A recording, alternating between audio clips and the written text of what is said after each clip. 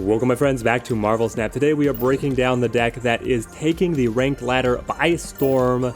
Aero is Bay, or as this list is titled, Baero. We're going to break down this optimized list up above, then we're going to show some gameplay, and then we're going to talk about how you can build a more budget-friendly list that keeps the same core gameplay style. So this is a hybrid list. The core is DeathWave. We have Wave and Death as our calling cards, the combo between them allowing you to very easily be able to play Death for free. When Wave knocks her base price down to 4, you then only have to have 2 destruction triggers to discount her to be able to play her alongside any other card in the deck on the final turn. So our setup is to be able to destroy a couple cards in the early game, maintain tempo with the opponent, set up Wave on turn 5, and then drop Death alongside any other card, primarily going to be Aero and Magneto, to be able to have a huge burst of power on the final turn. But also the unique adaptation here of why we are using Aero and Magneto is because both of these cards allow us to leverage a unique type of control against the opponent, manipulating where their cards are landing on the lanes. This can heavily disrupt the opponent's game plan,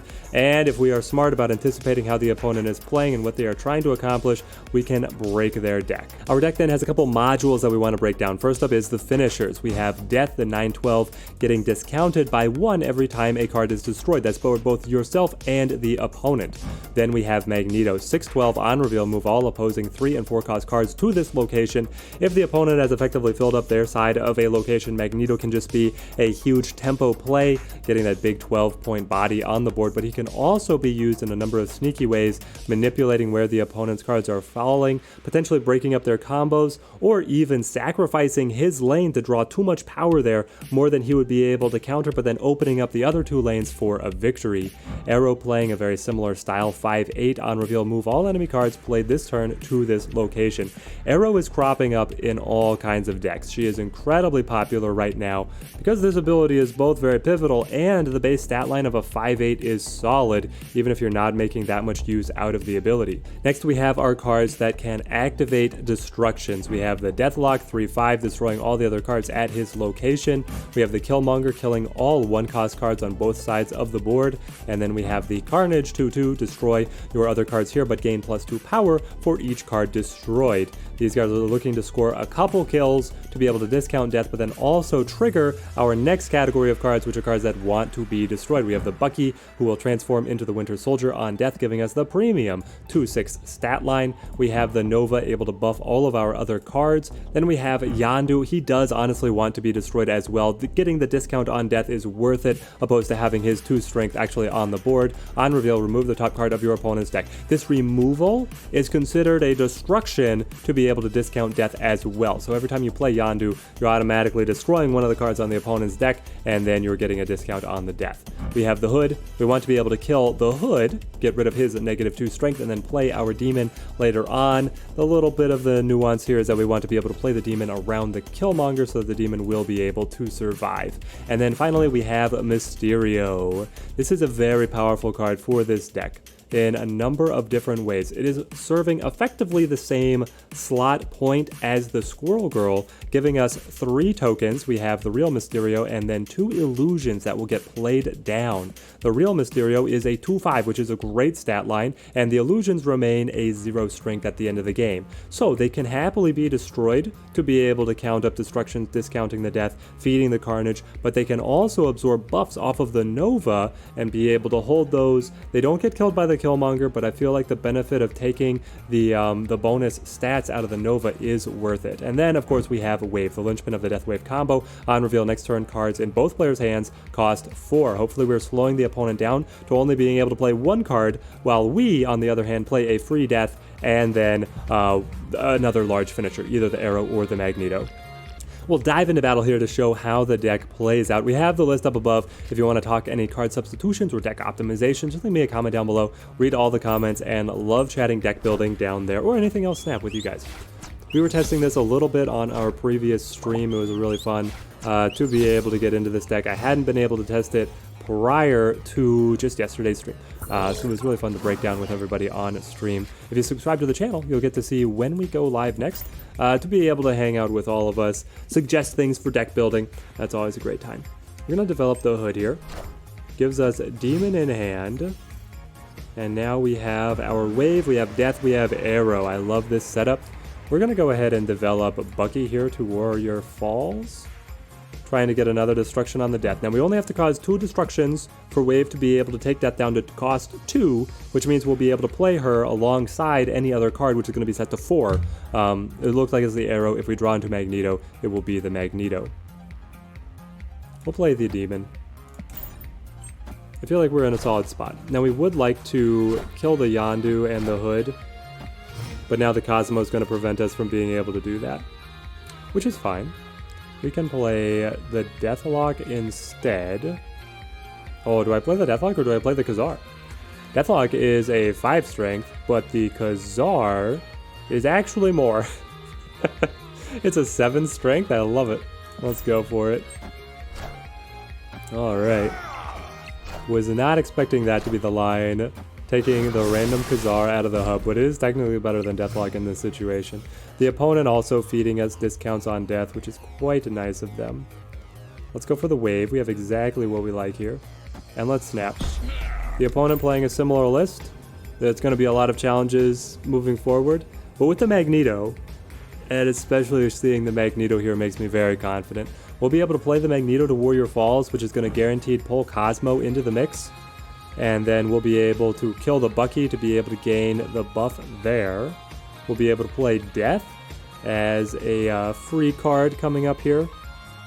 Oh yes, it's all coming together. If we could have destroyed the Bucky earlier, I would have liked to. One of the things that I like to do around Warrior Falls, which has been the hot location recently, so I've had a lot of experience with it, is you play the Bucky and then you play the Nova. The Nova will actually kill Bucky, produce the Winter Soldier. Winter Soldier will kill Nova, distribute the buffs. It's a great way to be able to get those destruction triggers to stack up even without having to play your extra cards that then activate the destructions. Aero here was blank for them, so very much a mirror match in this situation. Cards are going to be moving around. We drop the Magneto. We're ahead at New York and we're pulling Cosmo away from them. So I think we go Death on center. Yeah, and we already snapped. Roll me in, roll me in. How do things come out? The control out of the Magneto is just so pivotal for this list, especially around Warrior Falls, but it works in a number of other locations as well. One of my favorites is that if they storm a location and then follow up with the Jess Jones, your Magneto is going to pull those cards away to another location where then whatever you left at the flooded location is going to remain. So there's full theory crafting as we're waiting for the opponent to finish here, but it is a brilliant counter to the opponents that are using Storm as their primary control card. And they've just retreated. They know. They know. They probably didn't draw the Death, or even if they did draw the Death, they were not happy with how the rest of things were shaking out. Into another match, and we have the beautiful variant, our Death in hand even. Let's play Hood. Let's play away from Avengers Compound. We know that we are going to have to come back there on turn 5, but I likely want to eat the Hood prior to that with the Carnage, and then this could be another lane where we're going to play a Deathlock or something. They have Warrior Falls. Are you going to be a coward and move the Nightcrawler away immediately? Let's see. We do have the Killmonger. That'll be able to ping off the Nightcrawler anyway. Opponent showing force. And they leave the Nightcrawler in place. Brilliant. Tinkerer's Workshop takes us up. And we get the Wave as well. I mean, this is a perfect draw yet again. It's so nice. Here we go. Killmonger lines up, and then we play our Demon. It's so perfect. Guys, speaking of perfect, it's not perfect yet, but we finally have a Discord server for the channel. A little bit of it is up, is under construction, but it is technically up and running right now. So the link is down in the description if you guys want to join the server to be able to hang out. It's another way to be able to chat with me rather than just the YouTube comments. I try to be very responsive in the comments, but there's only so much that is possible to do through the YouTube notification system, etc., etc. And there's so many people watching these videos. It's absolutely incredible, and it's getting harder and harder for me to keep up with all of the comments. So the Discord channel is a more direct way to be able to hang out, and especially if you are a channel member, there's going to be a members only lounge that gives you that extra chat connection. I really wanted to be able to get this set up prior to friendly matches so that now we have a more direct pool. I can connect with players who would like to match up with me for testing for tournaments, for playing for videos, playing for streams, etc., etc. I'm very excited for what is to come. with Marvel Snap. The future is bright. We're going to show Wave Mysterio. I mean, speaking of the future is bright, my segues are a little off, but this one is great. We're going to be able to line into the Magneto and the Death. It's so oppressive. Free Death plus the 4-cost Magneto. They're losing stuff to Warrior Falls. I should have snapped earlier, honestly, but I got distracted talking about how excited I am for there we go. Oh, it's just so good. Let's see if this opponent can put up a little bit more of a fight. Limbo appearing is interesting. Our deck is very well paced to be able to gas out on turn 6. So we're going to have to show some more restraint with a Limbo. We can still keep up with decks that go the extra turn. But it is not as easy as some other lists. We'll set up the Bucky. We really want to be able to make great use of the Nova buffs in this case. Limbo giving us that extra turn, maybe not making the most optimal play, but trying to be able to get the biggest combos together. And Bar with no name. Wow. So we're just competing over the 2 locations then. Though, a potential Magneto or Aero combo would be very spicy to Bar with no name. Very spicy indeed. Okay, let's go ahead and play the Deathlock. Crack these guys open. Xandar is going to have to hold the Nova Carnage. They have Wolfsbane. I feel like the opponent is probably playing an Odin finish here. They've shown that'd be 2 on-reveal abilities so far. It just makes sense. Do I want to go in with the Carnage already? It's only going to give 3 out of the Nova. But then we do have our 5, 6, and then hopefully we top deck into a Magneto for 7. And we have gotten our... let's wait. I think that we can afford to wait. Playing the Bar with no name. With Storm. Okay. Let's see then. We can go with the Aero. Is Aero going to be high enough tempo? I hope so. What would they be following up with? They could play a Guardian. They played Star-Lord. Are you playing Drax? Are you playing Groot? I've always wondered if that's a good follow-up to the Storm. They're playing Spider-Woman. Okay, so we're down by 1 there, which Nova is going to be able to remedy. Opponent snapped.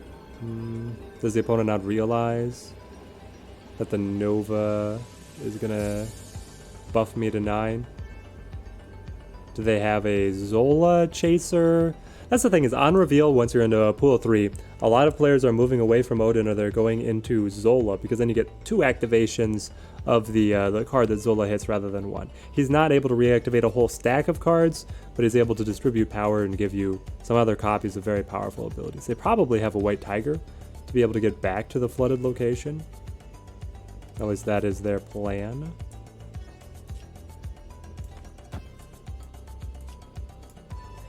I think I just go Carnage. Well, we go Mysterio first, and then we go Carnage. Yes. Because then I get the Illusion alongside Aero, who's going to be able to get buffed up by the Nova. This one has turned into an interesting one. Limbo always brings you into some more thought-provoking games. Death is getting very cheap. Right now I'd be able to play both Death and Killmonger together on the final turn, which feels like what we are looking at. They just went for the Chavez, some brute force. Well, I'll show you brute force. 15 points, turn 7. This is what we got. What do you have? You're losing Limbo. If you play the Odin, you do get the reactivation on the Star-Lord and the buff on the Wolfsbane. But you don't overcome us in terms of margin of victory. You need some way to be able to help out Flooded, otherwise you're losing. I don't see any way that there's some mounting Limbo. Even Shang-Chi, none of our cards are big enough to be able to swing it. Alright. 8 cubes on the line. White Tiger is not good enough. White Tiger would win Flooded, obviously. Do you have White Tiger plus something to stay ahead at Xandar? You sneak in the Sunspot and then the White Tiger. Yes, it buffs it. But the Sunspot is not big enough. Oh, this deck is fun. So here is the list in all of its glory. This list is incredibly well optimized. It is being popularized by KM Best, one of the most competitive players that we have in the scene so far. He also has been on the forefront of a lot of great deck building innovations. And his favorite core set of cards to play with has been the Destruction Synergies so far. So we have this one, Baero, coming out from him. If we are to make a more budget-friendly version of the list, I'm going to take things in two directions depending on what set of pool 3 cards you have already gained access to. So the deck has 2 hearts. One heart is the Aero and the Magneto, and the other is DeathWave, meaning that you have Death and Wave together. So if we are assuming that you have DeathWave, but you do not have any of these other pool 3 cards, we're going to drop these off and see how we could build around it. So we lose the Aero and the Magneto. What we're looking to be able to build here is just more Destruction Synergies into the deck to be able to have a more reliable ping on the Death. And then we're also going to be looking at, we could play, most likely it's going to be just Hulk as a finisher. Not as interesting as Magneto, but just as powerful. So we'll get the Hulk in here. Next we want to add in the Squirrel Girl, be able to get some more tokens to be destroyed.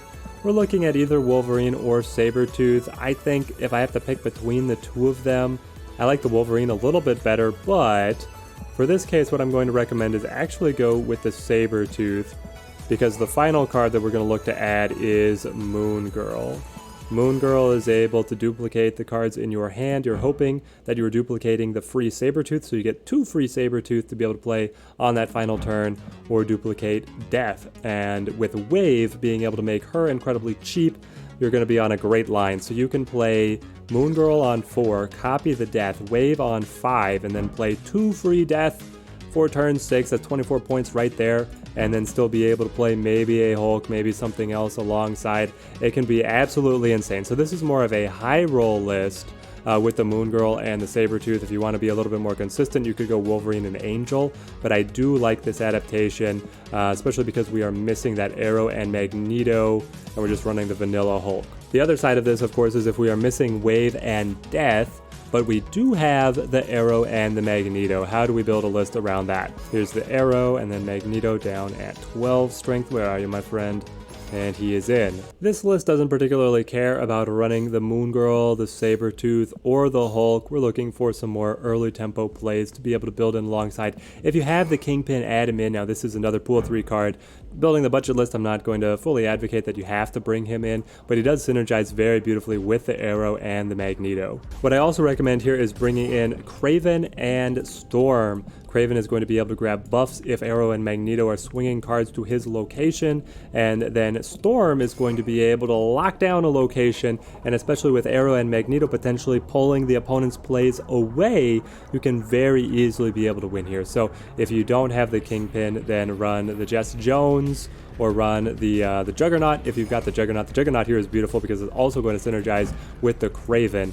But again, as a non-pool 3 recommendation, then the fallback is Jess Jones. Even though she is not the most efficient play, she stays on tempo and can be a beautiful follow-up to the Storm. Let me know how the decks serve you if you do give them a try on your ranked climb, and also let me know if you come across any other really spicy or creative lists that you see. I would love to test them out here on the channel. Till next time, thank you guys for watching and keep on snapping.